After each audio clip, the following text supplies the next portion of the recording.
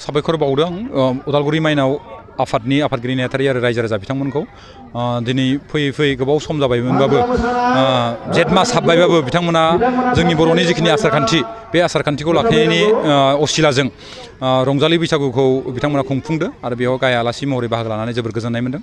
आसा खालामो बिथांमोननि गामिनि जिखिनि साननाय हनाय बिथांमोननि जिखिनि नाजानाय बर'नि जिखिनि आसारखान्थि बा बैसागुखौ फोथांनानै लाखिनो हानाय बियो जाफुंगोन आरो लोगोसे बिथांमोननि ओनसोलनि जिखिनि जौगानायनि जिखिनि मावफारिफोर बे मावफारिफोरखौबो बिथांमोननि गामियाव आं जों गोबां मावनो हादों आरो इयुन समावबो बिथांमोननि जिखिनि दाबिफोर बे दाबिफोरखौ मावलांनो थाखाय जों नारा नाजागोन होननानै आं सानो। गोबां जायगायाव नुनो मोनो बैसागु सोनाबारि दामजुफोरजों नुनो मोनो बे बेलायाव नोंथांमोननि समाजाव बेफोरखौ सुस्रांनो थाखाय नोंथाङा माबाफोर सरासनस्रा सलुसन थारैनो बियो जोंनि बा आंनि समस्थिनिल' नङा गासै बर' हारिनि मोनसे दुखुनांथाव मोनसे बाथ्रा इयो।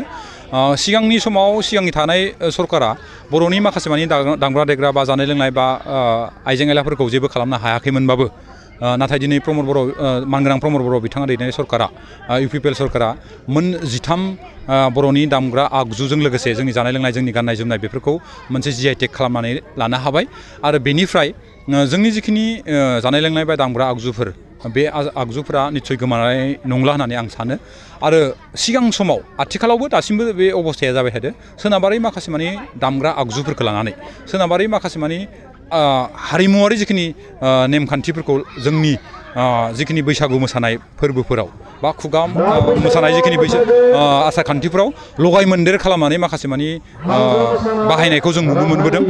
आं मोनफ्रोमबो बैसागु फांसनाव थांनानै बे बाथ्राखौनो बुंबोदों जे जोंनि GI टेग जानाय जोंनि दामग्रा आगजुफोरखौ सिगाङावबो जों बाहायबोखायोमोन आरो दाबो बे बाहायनायखौ जों बांसिन बाहायनायखौ रासिन खालामनांगौ आरो जोंनि गाननाय जोमनाय जोंनि जानाय लोंनाय जोंनि जिखिनि दामग्रा आगजुफोर बेखौ थिग लाखिनानै अराय समबो जोंनि हारिमुवारि सोमोन्दो थानाय माखासे मावफारिफ्राव बेखौ बाहायलांनांगोन होननानै आं खावलायबोनाय जादों आरो आसा खालामो खम समनि गेजेरावनो बेफोरबायदि हाबाफारिया लासै लासै जोंनि गेजेराव जिहेतु मोनसे मोजां फारसे सोलायनाय फैदो बे सोलायनायनि गेजेरजों जोंनि दामग्रा आगजु जोंनि जानाय लोंनाय आसार खान्थिजों सोमोन्दो थानाय जोंनि गाननाय जोमनाय बे गाननाय जोमनाया निस्सय बर' हारिनि गेजेराव मोनसे गेरेमसा महर लागोन होननानै आं सानो आरो बेजों लोगोसे दिनै जों सरकाराव थानाय बेफोर खामानिखौ मावनायजों लोगोसे जोंनि माहारियारि आफादफोराबो बर' थुनलाइ आफादनिफ्राय लानानै बर' फरायसा आफादनिफ्राय लानानै बेफोरबायदि आफादफोराबो गोबां जोंनि हारिमुखौ लाखिनो थाखाय गामि गामि माखासे मानि सांग्रांथि बा फोरोंनाय जिखिनि मावबादाफोर बे मावबादाफोरखौ जों लाबाय थानायखौ जों नोजोराव गोग्लैदो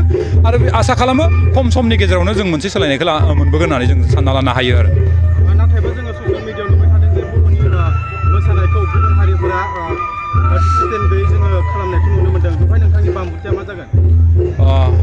जोंबो नुनो मोनदों ससियेल मिडियायाव गुबुन हारिनि सुबुंफोरा जोंनि दामग्रा आगजुफोरखौ लानानै जोंनि गाननाय जोमनायफोरखौ लानानै बायदिसिना खालामनायफोरखौ आं जोंनि हारिमु बिथिंनि जिखिनि आफादफोर बा जोंनि माहारियारि जिखिनि आफादफोर दं बिथांमोना निस्सय बिथांमोनजों सावरायनानै मोनसे मोजां सलुसन लाबोनो हागोन होननानै आं सानो आरो आंनिफ्रायबो थोंजोङै बिथांमोनखौ आं खावलायनो लुबैदों जाहाथे जोंनि हारिमुजों सोमोन्दो थानाय जोंनि थैजों सोमोन्दो थानाय जोंनि आसार खान्थिजों सोमोन्दो थानाय बेफोरबायदि दामग्रा आगजुफोरखौ जाहाथे बायदिसिना सोनाबारि मोसानाय मुसुरनाय बेफोरजों लगाय मोन्देर खालामनानै जाहाथे जोंखौ लासिं सिं खालामा बा जोंनि दामग्रा आगजुफोरखौ जानला मानला बाहाया बेखौ बिथांमोनखौबो आं खावलायो इयुन समफोराव जाहाथे बिदिया जाया।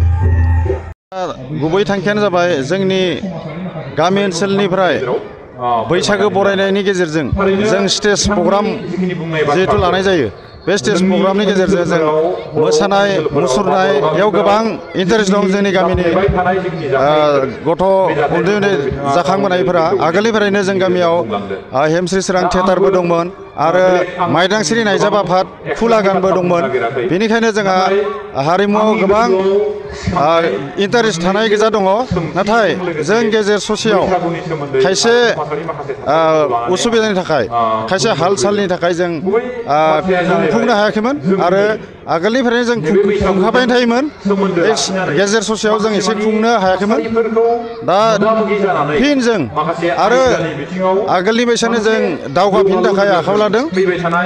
इयुन जोलैफोरखौ लाखिनानै जि बादायनायनि जिखिनि असिलाजों जों बैसागुखौ खुंबोदों जों बे बरायनायजों लोगोसे बैसागु बरायनायावनो सोलोंथाइ बिथिङावबो जों आखायाव लादों।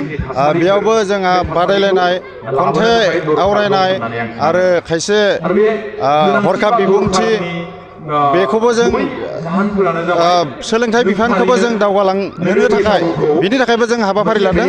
आरो दा मेट्रिक पास जानाय आरो HS पास जानाय बिथांमोनखौबो जों दिनै बरायगोन आर'नाइ गांसे गांसे होनानै। गोबां जेबो होनो हायाबाबो आर'नाइ गांसेजों जों बरायगोन। आरो गेलेनाय बिफानखौबो जों दावगाहोनो थाखाय जों गेलेनायनि हाबाफारिबो लादों। उन्दै उन्दै दावगाफुनाय गथ'फोरनि थाखाय जों खारनाय बारनाय गोबां गेलेमु आयदायावबो जों कम्पिटिसन होनाय जादों।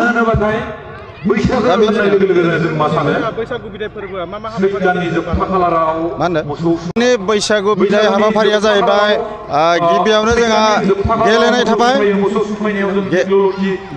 गेलेनाय आरो थुनलाइयारि जोंनि हाबाफारिया गिबियावनो जोंहा जोंनि फिरफिलाखौ बिरहोनाय जादों, जोंनि आफादनि फिरफिलाखौ बिरहोनाय जादों। बेनि उनाव जों दंफां फुलि गायनाय हाबाफारि लादों। बेनि उनावनो जों गेलेनाय बेखेवदों, गेलेनाय हाबाफारिखौ बेखेवदों आरो बेनि उनाव थुनलाइयारि बादायलायनायखौ बेखेवदों। बेनि उनाव जों मोसाग्लांनाय गेजेर गेजेर होदों। लोगोसे गेवलां मेल लादों। गेवलां मेलनि उनाव जोंहा हारिमु मोनाबिलि दङ। बेयाव गोबां मुंदांखा आर्टिस्टफोर लेंनाय जादों। जोंहा हारिमु मोनाबिलिनि हाबाफारिया जोब्बानो जोंनि हाबाफारिया दिनैनि थाखाय जोबगोन। बेखिनियानो।